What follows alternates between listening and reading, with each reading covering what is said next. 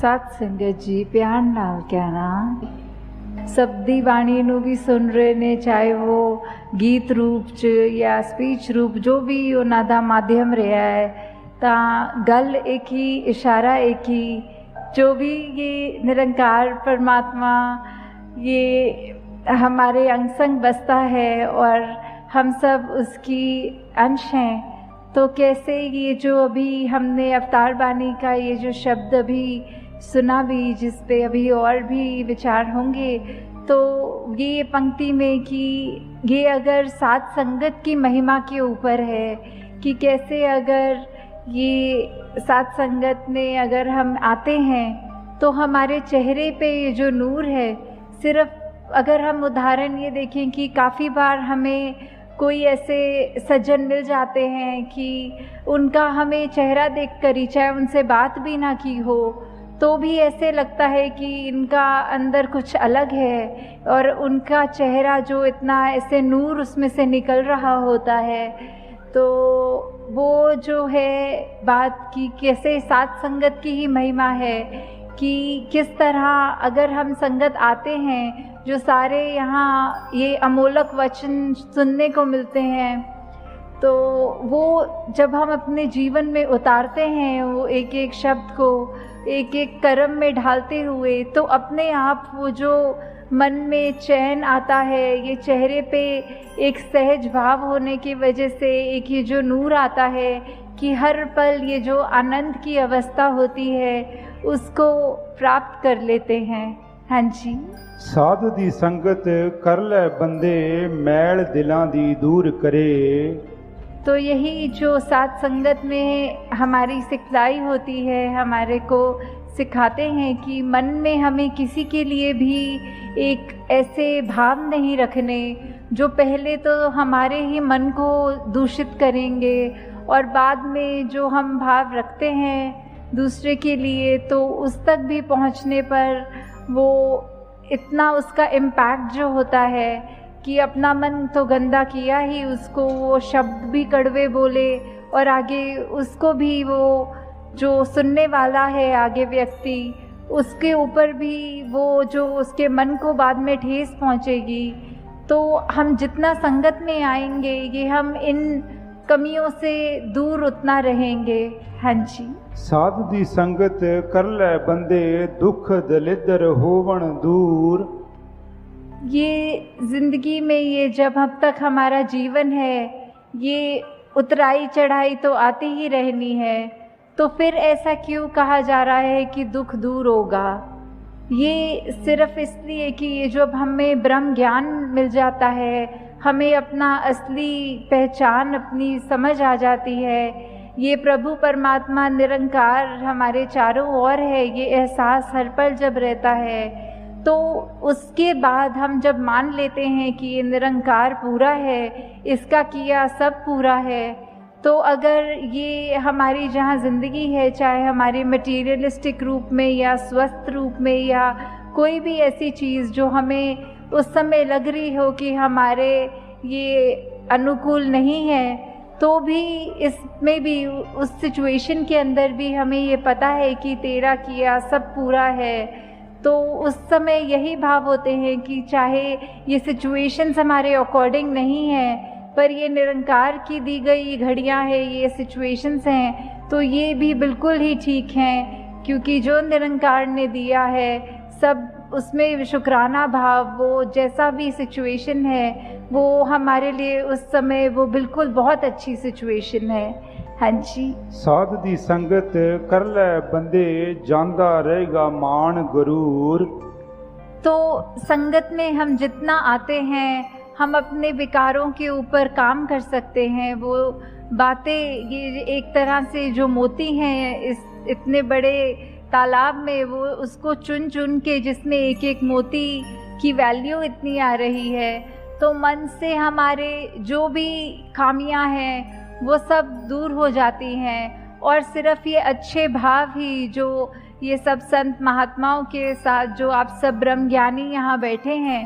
तो किस तरह वही भाव हैं जो ज़िंदगी को तब्दील कर सकते हैं, जहाँ मन में हमेशा प्यार और ऐसी अच्छी भावनाएं होनी चाहिए, और बिल्कुल भी ये गुरूर और उस तरह की खामियां नहीं होनी चाहिए। तो ये सब हमें फिर सत्संग की इम्पोर्टेंस के ऊपर ही दर्शाते हुए कि ये सब भी फ़ायदे हमारे तब तक जीवन में हैं जब तक हम सच्चे मन से सत्संग आके सत्संग को सत्संग की तरह करके, सिर्फ वो ना समझ कर कि आए हैं और इतने से इतने बजे तक का अनाउंसमेंट है सत्संग का,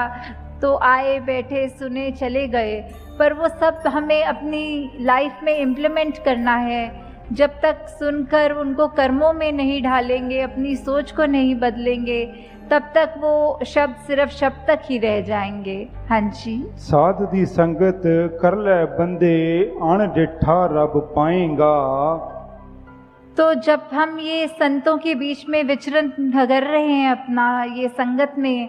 तो ये हमें क्या, हर एक जो संत है ब्रह्मज्ञानी है वो परिचित है इस प्रभु परमात्मा निरंकार से। सबने रूबरू होकर आमने सामने ये परमात्मा को जहाँ देखा है, और वहाँ कहा भी जाता है कि ये परमात्मा को कोई नहीं देख सकता, पर यहाँ इतने दावे से अवतार वाणी में ये अगर अंकित है कि ये अनडिठा दिखेगा, तो उसका मतलब क्या है कि हम जब तक अपने आप को सरेंडर नहीं करते, ये हमारी जिज्ञासा कि हमारी असली पहचान, हमारा मकसद, हम क्या इस जीवन में करने आए हैं और किस से आए हैं, किस में जाना है, जब तक वो अपना नहीं समझेंगे, सिर्फ ये शरीर तक ही में सीमित हो जाते हैं कि ये शरीर ही मैं है। पर ऐसा नहीं है, जो आत्मा है ये तो शरीर से बहुत ऊंची है, ये इसी परमात्मा का अंग है जो हमारे अंदर है। तो कैसे हमें ये ब्रह्म ज्ञानियों के संग करने से ये ज्ञान की दात अपनी झोली में भी मिल सकती है। हाँ जी। साध दी संगत कर ले बंदे फलदा फुलदा जाएगा। तो ये फलदा फुलदा का भाव जो होता है कि कैसे हम खुशी हर समय की वो ले सकते हैं कि अगर कुछ ऐसा भी है जो हमारे को ठीक नहीं लग रहा, हमारा मन परेशान होने की बजाय उस घड़ियों में भी कैसे खुशी ढूंढे। तो ये सब तभी है जब हमारे मन में वो कामनेस होगी, हमारे मन में ये सिर्फ अपने आप को सेल्फ फोकस्ड रख के कि हमने सत्संग आना है, अपना सुधार करना है, दूसरों की कमियों पे उंगली नहीं, उनकी कमी नहीं देखनी, बल्कि अपने आप को देखना है। तो ये हम तब तक ही प्रफुल्लित होंगे जब तक हम ये सत्संग सुनकर अपने अंदर ही वो भावों के अंदर उजाला पैदा करें। जी। साध दी संगत कर ले बंदे पीवेंगा तू अमृत रस। तो सत्संग में हर कोई बोल जो भी बोला जाता है वो अमृत के समान होता है कि कैसे ये जो अमृत है इतनी कीमती, ये ऐसा वो उसको सिग्निफिकेंस तो अमृत का हमेशा एक होली वाटर जल की तरह लिया जाता है, पर संतों के वचन इतने कीमती हैं कि उनकी वैल्यू भी उसी के समान की है कि अगर जैसे बोला जाता है कि अमृत ले लिया तो हमेशा के लिए अमर हो गए, तो वैसे ही संतों के वचनों को अगर हमने अपने मन से सुना, सिर्फ कानों से नहीं, तो ये मन हमेशा एक खुश रहेगा, हमारी अंदर आत्मा वो अमृत रूप का ये रस लेकर हमेशा के लिए ही कायम दायम रहेगी। जी। साध दी संगत कर ले बंदे हो जान पंजे तेरे वस। तो ये पंजे, ये पांच वो जो हम सुनते हैं कि ये इंद्रियां होती हैं, काम क्रोध मोह लोभ अहंकार, तो ये पांच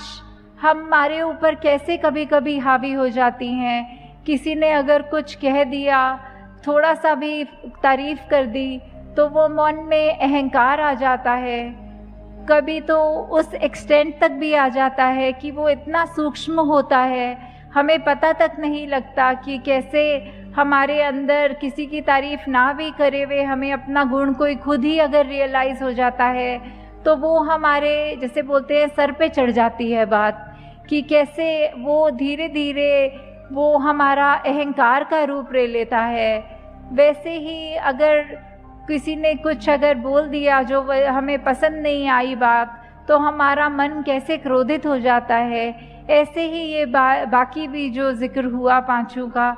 तो कैसे हमारे मन में ये अगर हम पर हावी हो रही हैं तो हमारा बिल्कुल उसमें क्या योगदान, ये जो हमारे अंदर चेतना है हम उसको कितनी इस्तेमाल कर रहे हैं। जैसे उदाहरण के तौर पे अगर कोई बोलते हैं कि जंगली घोड़ा जो बेलगाम है वो इधर उधर भाग रहा है, पर जब उसमें लगाम लगाकर एक एडजस्ट किया जाता है अपने हाथों से, घोड़सवार उस पे चढ़कर, फिर वो किसी भी डायरेक्शन में उस घोड़े को ले जा सकता है। तो वैसे ही हमने अंदर ये चाहे कितने इमोशंस हैं ये हम फील करते हैं, पर हमने इन इमोशंस के वश में नहीं होना, इन इमोशंस को अपने कंट्रोल में रखना है। और ये तभी हो सकता है जब हमें हर पल ये एहसास हो कि ये निरंकार हमारे अंग संग हमेशा हैं, तो हम जानबूझ के कोई भी ऐसी गलती नहीं करेंगे, कोई भी ऐसा भाव मन में नहीं लाएंगे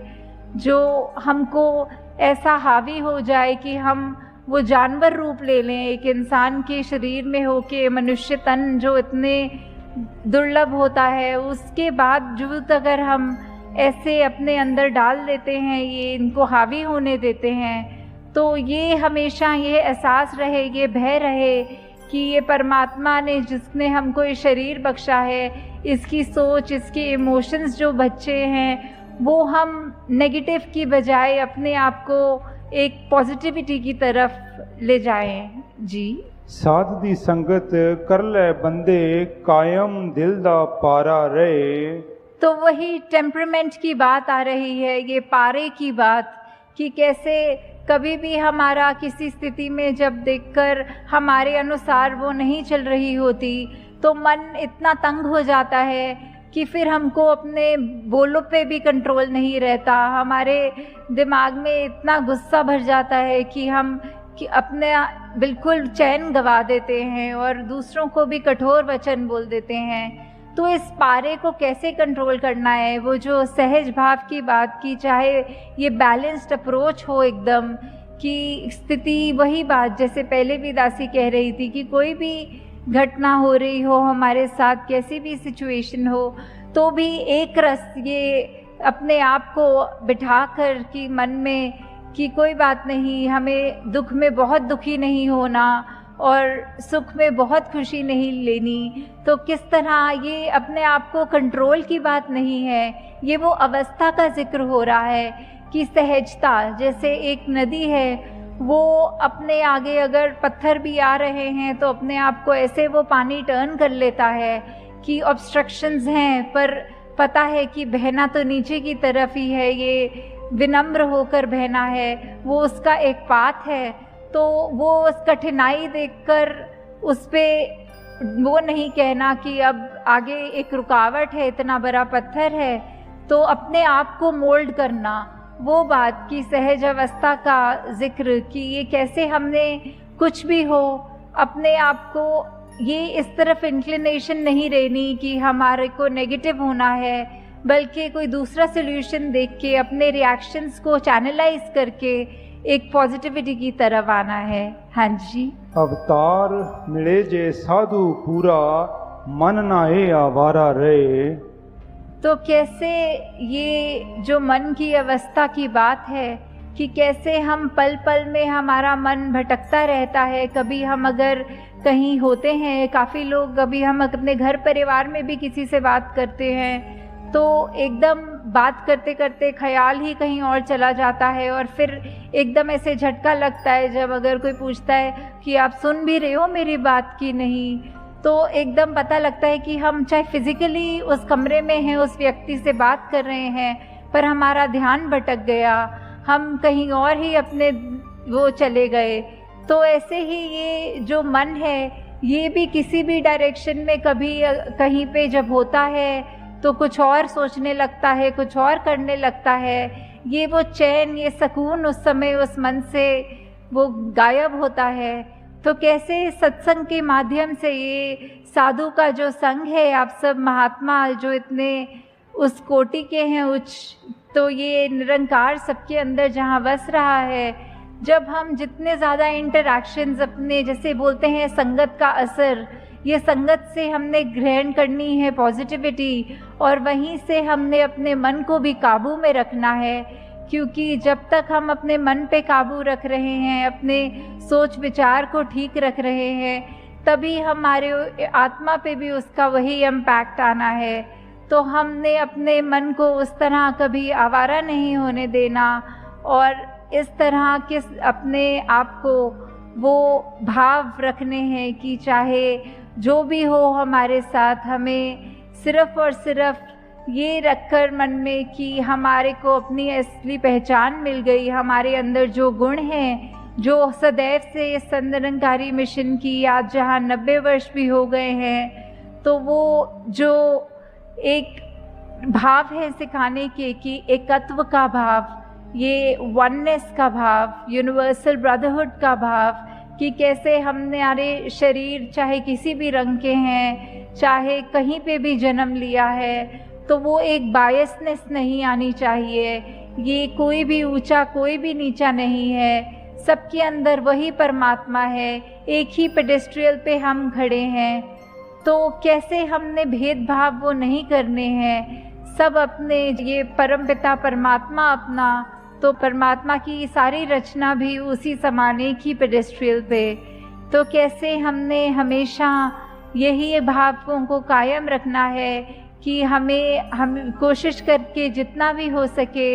ये चेतनता को अपनी रखकर कि हमारे अंदर चाहे कोई भी कैसे भी भाव हो, चाहे मन उथल पुथल हो रहा हो, तो हमेशा एक स्टेबिलिटी की तरफ एक वो अप्रोच रखते हुए, वो नेगेटिविटीज़ में ड्वेल ना होते हुए, सिर्फ़ और सिर्फ यही देखकर कि हम जितने the more we are like God as much as we can be, जितने गॉडलीनेस अपने अंदर अपनाएं, जो गुण इस प्रभु परमात्मा के हैं, जो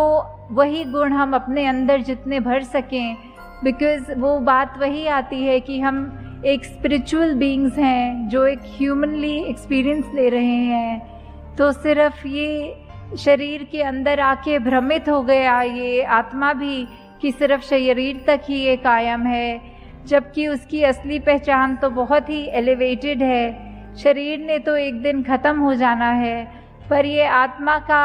अपने परमात्मा से जो मिलन होता है, ये हमको इस दुनिया में रहते रहते करना है। चाहे अपनी जिम्मेवारियाँ ये आए हैं जब इस मनुष्य तन को लेकर, तो उसमें गृहस्थ भी है, उसमें कामकाज भी है, उसमें और भी जो भी जिम्मेवारियां हैं उनको तो करना ही है, रिस्पॉन्सिबिलिटीज़ से पीछे नहीं होना।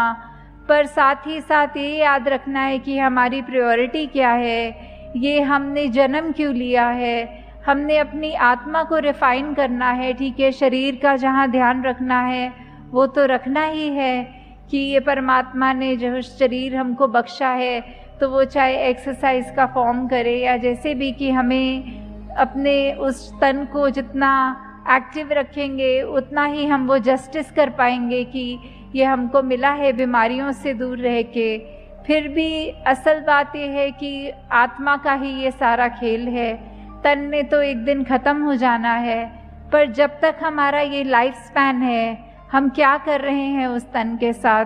क्या हम अगर कोई कष्ट है हम अपनी सोच विचार कैसे रख रहे हैं। ठीक है, एक रिस्पॉन्सिबिलिटी अपने शरीर की तरफ कहती है कि डॉक्टर पे चले जाओ, अपनी मेडिकेशन कराओ, पर अगर उसके बाद भी ये तकलीफ़ जारी रहती है या फिर कभी ऐसे धन की बात भी आती है कि आर्थिक वो इतनी स्टेट ठीक नहीं हो, तो भी हम अपनी मेहनत से वो गुरेज ना करें, हम मेहनत पूरी करें, डॉक्टरों पे जाएं, पर फिर भी अगर हमारा कष्ट दूर नहीं है तो उसमें हमें ये शिकवा बिल्कुल नहीं करना निरंकार से, परमात्मा से, कि हमको क्यों ऐसा कष्ट मिला, हमने ऐसा क्या किया। वो हमें शिकवा नहीं करना, सिर्फ शुक्राना करना है कि दातार, हो सकता है हमारी तबीयत और बिगड़ सकती थी, पर शुक्र है सिर्फ इस छोटे में ये तकलीफ़ काट रहे हो, इसी में ही शरीर का गुजारा हो रहा है। तो वही बात, अपने मन को भी उस तरह काबू रखना कि चाहे हम अपनी कोई खामी देखें भी तो अपने आप को इतना ना कोस लें कि एक वो डिप्रेस स्टेट में ले आए कि हमारे अंदर तो बहुत कमियां हैं, पर वो अप्रोच रख के कि हाँ, अगर हमें समझ आ गया है कि हमें अपने लाइफ के कितने एस्पेक्ट्स पे कहाँ कहाँ काम करना है तो